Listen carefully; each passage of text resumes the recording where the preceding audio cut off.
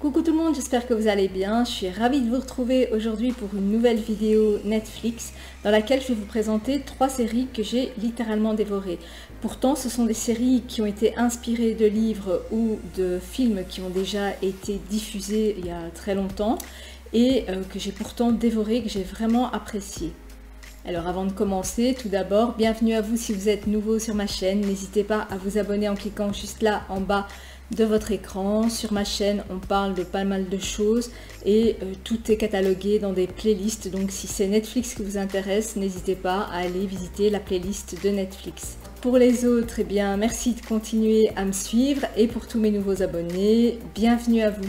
La première série dont j'ai envie de vous parler, c'est Bates Motel. C'est une série que j'ai littéralement dévorée, qui est inspirée de Psychose, donc d'abord le livre de Robert Bloch et ensuite le film de Hitchcock, qui date d'il y a très longtemps mais qui était déjà surprenant pour l'époque. Alors quand je dis que c'est inspiré, c'est que forcément c'est pas tout à fait la même chose et c'est ce qui m'a plu.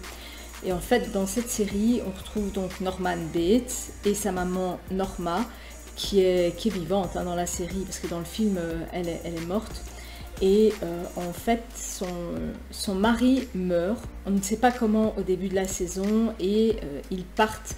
Elle a acheté un motel, et elle va rénover ce motel, et elle va remettre ce motel en route.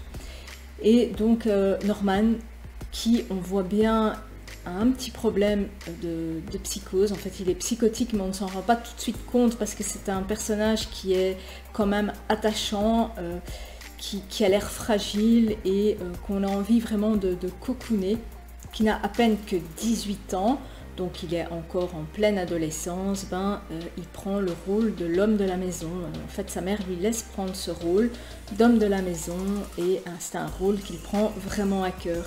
Et donc son rôle dans son fort intérieur, c'est vraiment de protéger sa mère, de faire en sorte qu'il n'arrive jamais rien à sa mère. Et par contre, il commence à se faire des amis au lycée, il aimerait sortir, il aimerait avoir une vie sociale, mais sa perception des choses, c'est pas la bonne perception et il prend tout vraiment à cœur, mais tout est décuplé. Tout est vraiment amplifié et comme ses sensations ne sont pas les bonnes, ça implique chez lui certaines réactions qu'une personne normale n'aurait pas. Et sa maman, comme toutes les mamans, elle veut le préserver, elle veut pas qu'on sache qui il est vraiment, donc elle le surprotège, elle le met dans une bulle et ça a des implications sur la suite parce qu'à chaque fois, ça va crescendo, quoi.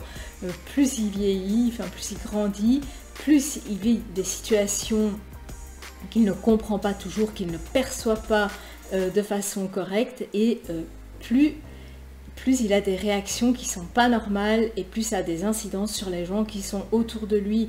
Donc sa mère le couvre pour toutes ces bêtises, mais des bêtises qui prennent une ampleur phénoménale et ça va jusqu'au meurtre. Donc en fait sa maman le couvre vraiment et c'est comme ça tout au fil des saisons où on voit vraiment sa maladie qui évolue et où la schizophrénie s'installe et il ne voit plus les mêmes choses que nous à un moment. Et dans la saison 5, c'est carrément, là c'est vraiment la psychose. Je vais pas vous spoiler, mais dans la saison 5, c'est vraiment la psychose où là, il y a vraiment un décalage entre la réalité et ce qu'il perçoit. Parce que dans les premières saisons, la réalité, elle est encore présente, c'est juste sa perception qui est totalement différente. Mais plus on va plus on avance dans les saisons et plus on se rend compte qu'en fait, c'est même plus une perception qu'il a, c'est une vision totalement différente parce qu'il est plus dans le même monde que nous. Et en fait, elle l'a tellement cocooné, tellement mis à l'abri du monde extérieur, elle l'a tellement sauvé qu'à un moment, elle ne peut plus rien faire pour dire de le sauver et pour dire de se sauver elle-même parce qu'elle est devenue sa complice.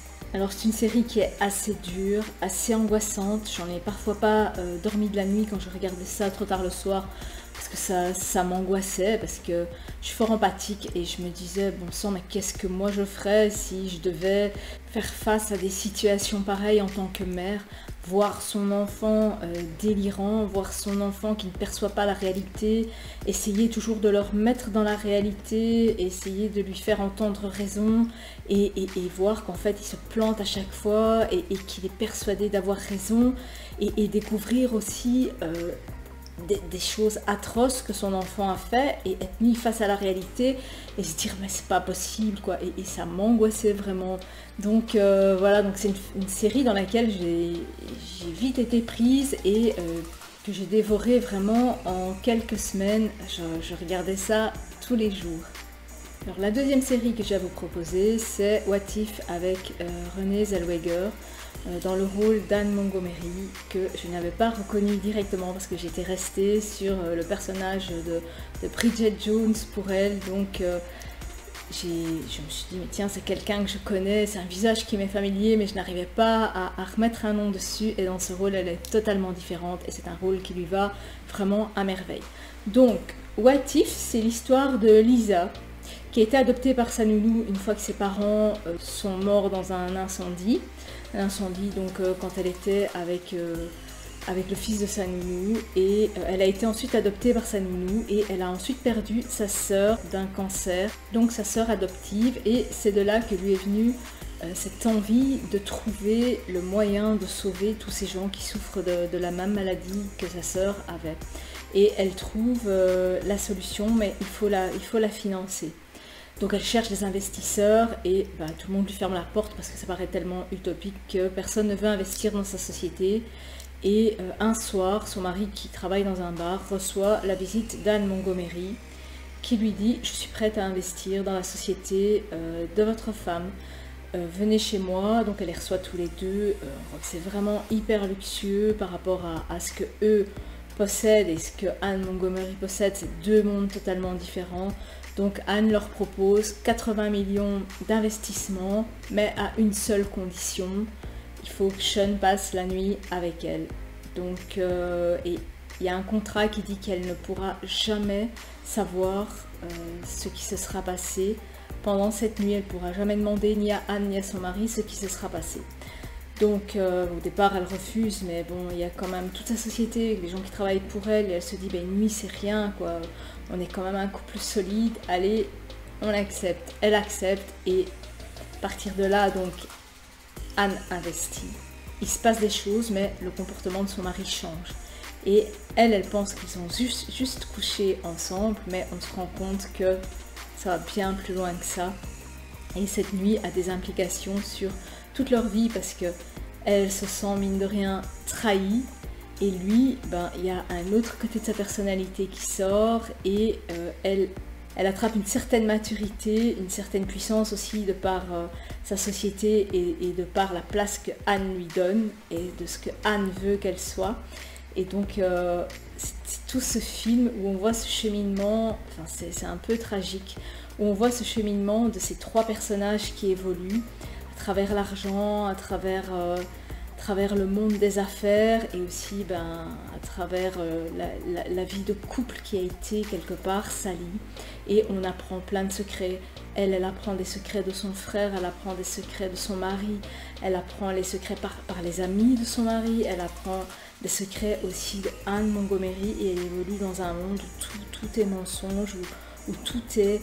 elle se faisait une idée fausse de ce qu'était sa vie, et c'est vraiment ça qu'on retrouve dans ce film. Alors, je trouvais que ce film ressemblait au départ à Proposition indécente avec Robert Redford et Demi Moore. Et quand j'avais lu le synopsis, ça me paraissait un peu bizarre, mais je vais dire, j'ai vu des critiques pas mal négatives sur ce film, et moi par contre, j'ai accroché et j'ai vraiment bien aimé jusqu'à la fin. Enfin, je me doutais un peu de la fin forcément, mais ça m'a vraiment plu.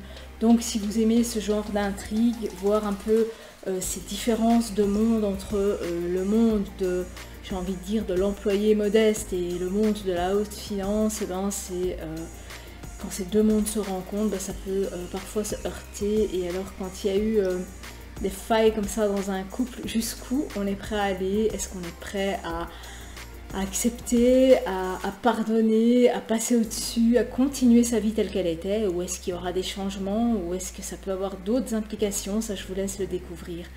Donc ça, c'était What If, et ça aussi, je l'ai dévoré en une semaine. Donc c'est une saison de 10 épisodes, c'est pas très long, mais franchement, ça vaut le coup, c'est vraiment nickel. Et la dernière série que j'ai à vous proposer, c'est The Society, qui est inspirée du livre Sa Majesté des mouches de William Golding. Alors c'est une série typique pour adolescents, mais que j'ai adoré regarder. J'adore aussi les séries pour adolescents et même pour jeunes adolescents, vous vous en rendrez compte un peu plus tard parce que ça me permet vraiment de me vider la tête. Mais dans cette série, il y a quand même un certain suspense parce que c'est l'histoire d'ados, fin d'année scolaire, donc ils sont là, c'est vraiment la fin de l'année, donc les vacances commencent. Et ils doivent partir dans un camp. Alors dans le village où ils sont, enfin dans la ville où ils sont, il y a de drôles d'odeurs, il y a des trucs bizarres avec le maire, mais ils font pas de rapprochement. Eux, ce qui les intéresse, c'est bon, maintenant c'est les vacances et ils partent en camp. Donc 5 cars viennent les chercher tous ensemble et ils partent tous dans le même camp. Et déjà moi ça m'a paru bizarre parce que de mon temps on partait pas tous ensemble dans un même camp. On partait tous en vacances séparément, même si on habitait dans le même village. Et donc ils s'en vont et après quelques heures de car, le car les dépose chez eux, dans leur village et pas au camp. Donc c'est un peu bizarre, ils rentrent chez eux, mais ils se rendent vite compte qu'il n'y a plus d'adultes. Il n'y a plus aucun adulte. Et au début c'est forcément l'anarchie, viens chez moi, je viens chez toi, on bouffe, on vide les placards, on fait n'importe quoi, mais il y en a quand même qui sont quand même inquiets, qui se demandent tiens, qu'est-ce qui se passe, comment ça se fait qu'il n'y en a même pas un d'adulte, ils essayent de leur téléphoner, ils ne répondent pas.